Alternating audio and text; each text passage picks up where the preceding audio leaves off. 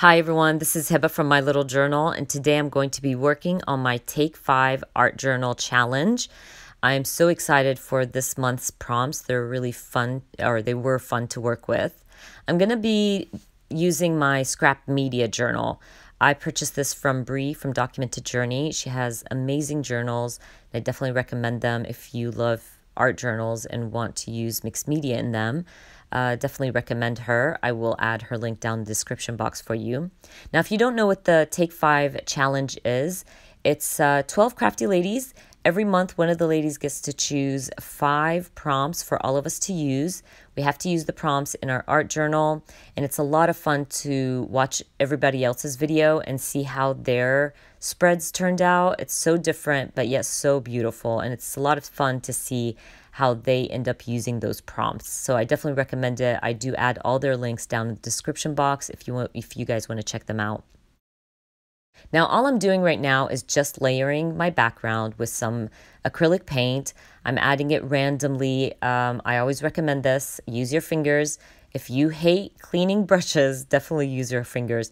And the beauty about mixed media is that you're not looking for perfection. It's just for fun. Get messy, dig in there, and use your fingers. You can wash them off. It's not a big deal. I'm going to start with my first prompt. My first prompt is stamping. So what I thought I would do is kind of kill 2 prompts all at once. Because my second prompt is either coffee or tea, so what I thought I would do, I would stamp some coffee cups randomly to my layout. And I was able to kind of tick off 2 prompts all at once. So I'm going to go ahead and use my Kelly Perky coffee stamp and just stamp these randomly. I'm not really worried about it. I know I'm going to still be layering my background, so a lot of this is not, you're not even going to see it, but it's just going to give that little hint in the background that I really like.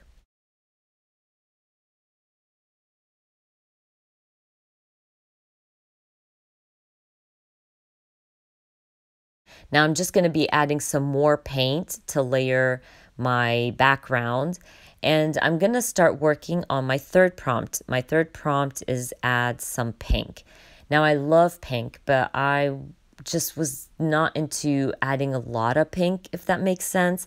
I wanted my layout to be nice and bright and beautiful, but too much pink for me is not a good thing. I don't know, I'm not a big fan of adding too much pink. So what I thought I would do was use this beautiful floral stencil and just add my pink through that stencil. And it's just going to add a little hint of pink to my spread. Not too much, but you're still going to see it.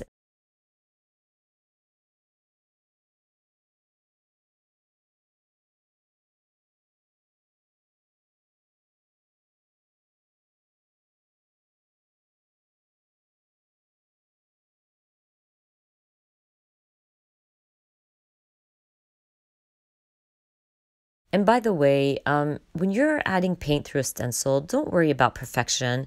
It's going to be in the background. Nobody's really looking if your flowers are perfect. And it's a mixed media spread, so just go for it, have fun, and don't worry about it looking perfect. I'm just going to end up using the rest of my paint on my spread. I just added it to the corners just to add a little something. And now I'm going to use my blue texture paste. I love this stuff, you guys. And I think I got it from Tuesday Morning, if I'm not mistaken. And I'm just going to use it through this plus sign stencil just to add a little something and texture to my spread. Now, I really felt like my background was way too bright at one point. So what I thought I would do is use a stencil to add some black paint. I always feel like black paint kind of mutes down everything and adds a little something. So what I'm going to do is use my favorite stencil of all times and just add my black paint through these arrows. Now, what I wish I didn't do was add it to both sides. I wish I left the right side of my spread empty and with no black paint, because I didn't think ahead of time that I needed to add a quote, because one of the prompts is add a quote. And I didn't think of that ahead of time, so I end up adding it to the right side, and I'm going to struggle adding my quote later, but I'll talk about that when we get there. But for now, I'm just using the stencil to add some black paint.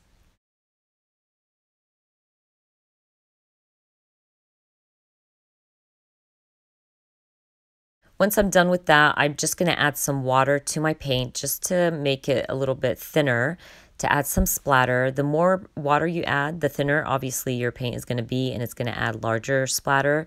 So I started with the small splatter, added more water to give me some larger splatter.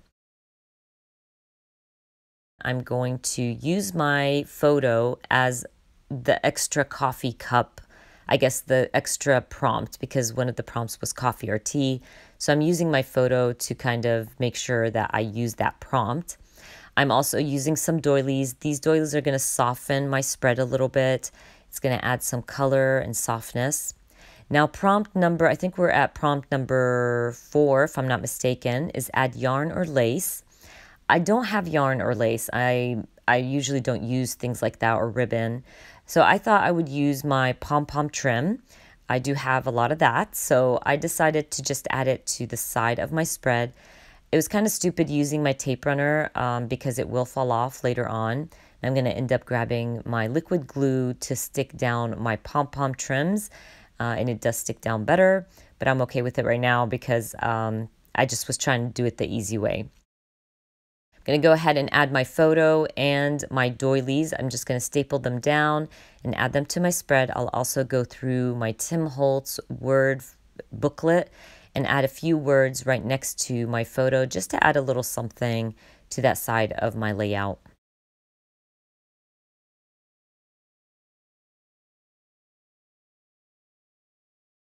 Now I'm going to start working on my quote. This is prompt number 5. Now this is where I thought maybe I should use some vellum to mute down that black and use it to add my quote. Now I thought it would work. Really, I will actually go ahead and stick it down and all that good stuff, but it didn't really work. The quote kind of fades into the background, even with the vellum piece. So you're not going to see me do this on camera, but I'm going to end up adding a little piece of white cardstock behind it. It helps a little bit, not a lot, but it looks better. And you're going to see the photos at the end with the white piece of cardstock. But it's okay. It's not a big deal. I ended up using Just Always Be Waiting for Me. And yes, I'm talking to my coffee cup. I stapled down the vellum piece, and you will see at the end, once I add my photos at the end of the video, you'll see my white cardstock. It looks much better, and you can kind of read my quote a little bit better. But lesson learned, next time I need to remember that I need to add something to the right side of my spread. Anyways, my little pom-pom piece fell off. I'm going to grab my liquid glue, stick it back on, and then I'm going to grab my white Sharpie pen to add some white splatter to my spread. And then I believe I call this done. I hope you guys enjoyed watching this video. I'm going to add all the prompts and the ladies that are part of the Take 5 challenge in the description box for you guys. And if you do try this out, please don't forget to tag me on Instagram and share your spread with me. I would love to see how your layouts turned out. Anyways, I hope you enjoyed watching this video, and if you did, please give me a thumbs up. And if you are new to my channel, please consider subscribing. And I hope to see you guys very soon. Bye.